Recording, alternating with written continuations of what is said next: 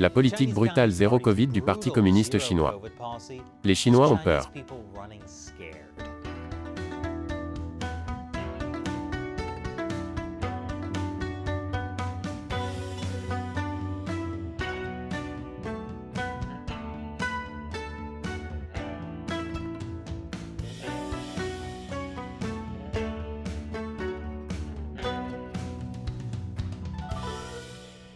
Bienvenue à Chine non censurée, je suis Chris Chappell. Le Parti communiste chinois dirige la Chine par la peur. Même Dr Fatalis ne fait pas ça dans sa nation de Latvérie. Et son nom est Dr Fatalis. C'est tellement courant pour les gens de se faire pincer par la police, qu'ils ont créé un verbe pour ça, être disparu. C'est assez commun pour un régime communiste. Le Parti communiste chinois a aussi un autre verbe, duzheng.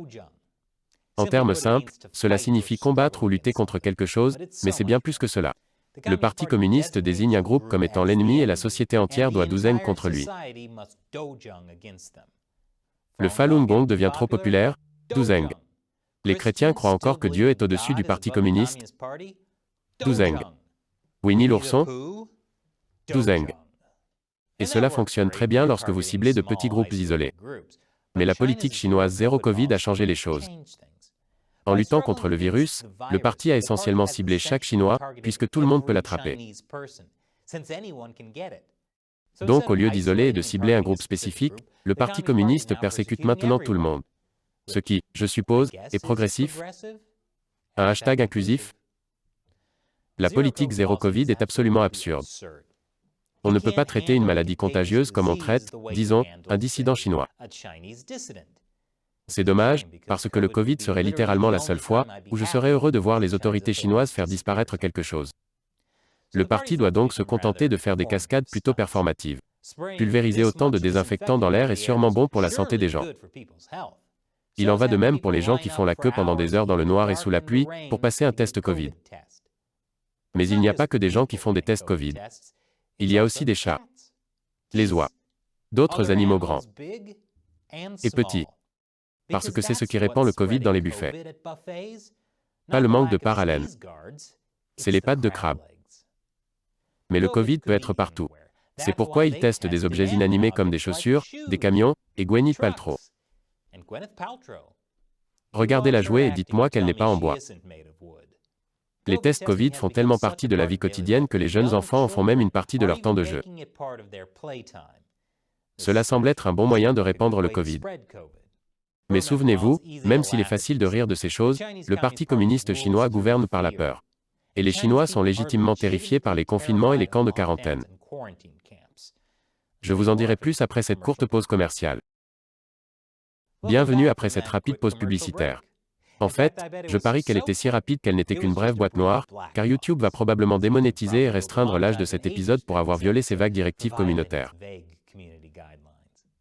C'est pourquoi nous avons besoin de votre soutien. S'il vous plaît, likez cette vidéo, abonnez-vous à notre chaîne, et laissez un commentaire pour l'algorithme. Et surtout, partagez ces épisodes avec vos amis et votre famille, car YouTube ne le fera certainement pas. Et si vous le pouvez, pensez à soutenir l'émission sur Patreon.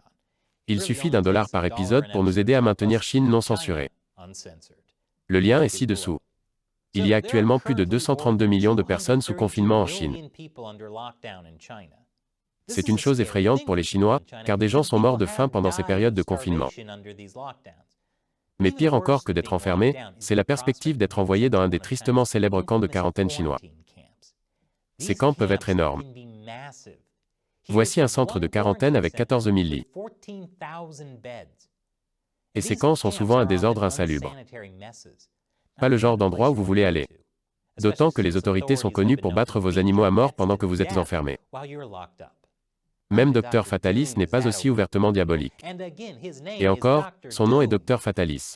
Imaginez être enfermé pendant des semaines dans une tente bondée sans ventilation. Bien que celle-ci ait au moins des cloisons et des draps. Pendant ce temps, ce camp de quarantaine a une sérieuse énergie, les coups vont continuer jusqu'à ce que le moral s'améliore. La façon dont le zéro Covid fonctionne est la suivante. Si vous vous trouviez vaguement dans la même zone que quelqu'un qui a été testé positif, les autorités peuvent vous retrouver, puis vous traîner littéralement dans un camp de quarantaine. C'est pourquoi les gens se donnent beaucoup de mal pour l'éviter. Ces images montrent prétendument des ouvriers d'une usine Foxconn à Jungju fuyant le confinement obligatoire de l'usine. Cette usine fabrique des produits électroniques, dont la moitié de l'approvisionnement mondial en iPhone. Certains ouvriers ont marché jusqu'à 40 km pour s'échapper. Cette usine Foxconn est la plus grande de Chine, elle abrite environ 200 000 ouvriers. Je veux dire que c'est comme une petite ville en soi. Et elle s'est battue contre une épidémie de Covid pendant plusieurs semaines. Les ouvriers ont été enfermés dans l'usine pour que la production puisse continuer. Mais les gens continuaient à être testés positifs au Covid. Un ouvrier qui s'est échappé a dit qu'il avait entendu dire que 20 000 personnes avaient été mises en quarantaine sur le site. Mais la direction n'a pas voulu dire combien étaient infectés. Les ouvriers s'enfuyaient parce qu'ils avaient peur d'attraper le Covid, ou d'être mis en quarantaine, ou simplement parce qu'ils en avaient assez de tout cela. Dans des entretiens avec le Washington Post, des employés ont dit qu'on les avait poussés à reprendre le travail, avant qu'il soit clair qu'ils n'étaient pas contagieux, qu'on les avait envoyés dans des centres de quarantaine qui abritaient à la fois des cas confirmés et des contacts proches non infectés, et qu'on les avait laissés sans médicaments ou nourriture suffisante. Et les rumeurs vont bon train. Cette vidéo montre prétendument des personnes criant qu'un dortoir de plusieurs ouvriers de Foxconn étaient tous morts. On se croirait dans un film de zombies, si les mesures utilisées pour arrêter les zombies étaient pires que les zombies eux-mêmes. Foxconn a nié l'authenticité de la vidéo, affirmant qu'elle avait été éditée de manière malveillante. Mais la diffusion rapide de la vidéo sur les médias sociaux montre bien comment le régime chinois attise la peur autour de Covid. Depuis des années, la propagande chinoise insiste sur les dangers du Covid afin de justifier sa politique zéro Covid. Donc, quand les gens entendent que tout le monde dans un dortoir est mort du Covid, ils le croient. Et ils ont encore plus peur. Foxconn a depuis dit qu'ils autorisaient quiconque le souhaitait à quitter l'usine. Le fait qu'ils aient dû dire ça n'est pas bon signe. Mais ils offrent aussi une prime en liquide pour ceux qui veulent rester. Mais même si les ouvriers quittent l'usine, ils ne peuvent pas échapper à la quarantaine lorsqu'ils arrivent dans leur ville natale. Cette vidéo montre prétendument des gardes de Covid empêchant des ouvriers de l'usine d'entrer. Pendant ce temps, l'endroit le plus joyeux de la Terre imposait un divertissement obligatoire. Espérons que personne ne meure de faim là-bas, parce que je ne suis pas sûr qu'il y ait de la place dans le manoir hanté pour encore plus de fantômes. Les visiteurs ont été piégés à l'intérieur jusqu'à ce qu'ils soient testés négatifs. Combien de visiteurs? Voici un autre exemple du fonctionnement de zéro Covid. Une personne qui se trouvait à Shanghai Disneyland a été testée positive après avoir déjà quitté le parc. En conséquence, près de 900 personnes ont été mises en quarantaine. Et plus de 67 000 personnes ont été testées. On comprend pourquoi les Chinois sont terrifiés à l'idée d'être pris dans l'une de ces mises en quarantaine.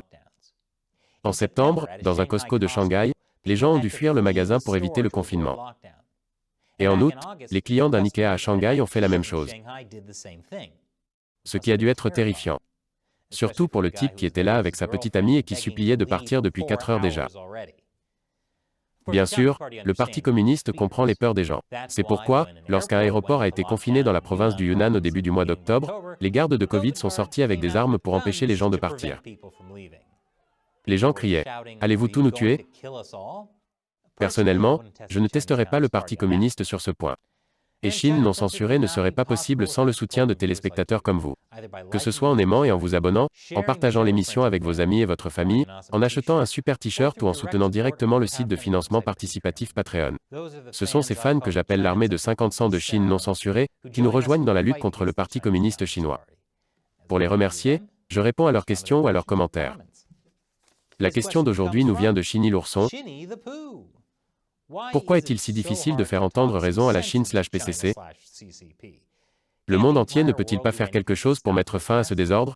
Je sais que l'ONU appartient essentiellement au PCC, mais il s'agit tout de même de 1,4 milliard de vies qu'il bousille, après tout. Tout d'abord, super nom, Shinny l'ourson. Mais c'est aussi une question très importante. Pourquoi ne pouvons-nous pas faire entendre raison au Parti communiste chinois? Tout gouvernement rationnel ne voudrait pas faire exploser sa propre économie et faire de son peuple un ennemi. Non, mais encore une fois, si le PCC était rationnel, je serais au chômage. Et ce n'est pas seulement la politique zéro Covid qui semble irrationnelle. On pourrait penser que le PCC comprendrait qu'il a tout à gagner à lutter contre le changement climatique. La pollution en Chine est insensée. Et j'ai l'impression que de nombreuses personnes dans les gouvernements occidentaux ou dans les groupes de réflexion considèrent le PCC de cette façon. Il est certain que le PCC veut faire partie de l'ordre international fondé sur des règles, parce que c'est dans l'intérêt du PCC. Oui, tout cela semble rationnel. Mais le comportement du PCC, en particulier sa politique zéro Covid, montre qu'il n'est pas rationnel. Du moins, pas selon ce que les gouvernements occidentaux pensent être rationnel. Le Parti communiste chinois est rationnel lorsqu'il s'agit d'une chose. Rester au pouvoir, il fera tout ce qu'il faut pour cela. Donc traiter le PCC comme un gouvernement normal est une erreur. Ce serait comme essayer d'apprendre à un grand requin blanc à s'asseoir, se secouer et se retourner. Le PCC est un régime marxiste-léniniste qui se nourrit de la lutte d'Uzeng. Les communistes pensent que la lutte est ce qui fait avancer la société. Ainsi, alors que les gens normaux pensent que nous pouvons tous nous entendre lorsque nous trouvons des intérêts communs, le PCC voit cela comme une ouverture pour attaquer. Merci pour votre question et votre soutien, Chiny l'ourson. Et merci aussi à tous les autres. Vous pouvez soutenir Chine non censurée en vous rendant sur patreon.com/China Uncensored et en versant $1 ou plus par épisode. L'un des avantages est que vous pouvez me poser des questions auxquelles je répondrai dans l'émission. Vous pouvez également acheter des produits dérivés fantastiques à l'adresse chinauncensored.tv/merchandise.